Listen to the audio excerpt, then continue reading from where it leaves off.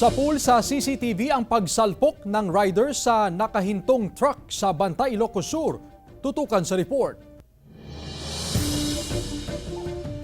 Nakahinto na at nakasignal light ang wing van na ito.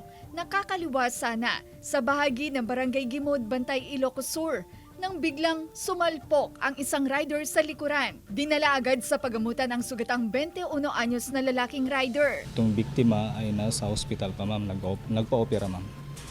Dahil sa tama po yung ulo niya. Sa kuha ng CCTV, maluwag ang kalsada at libre ang outer lane na dapat ay para sa mga slow-moving vehicle. Ngunit hindi ito dinaanan ng rider. May dala rin umanong helmet ang rider pero hindi sinuot. Nakita natin na hindi niya suot yung helmet niya. Kung suot sana yung mga helmet ay hindi sana magiging malala pagka ganun ang kwan natin na kahihinatnan pag nag-drive tayo. Nagkaroon na ng inisyal na pag-uusap ang magkabilang partido.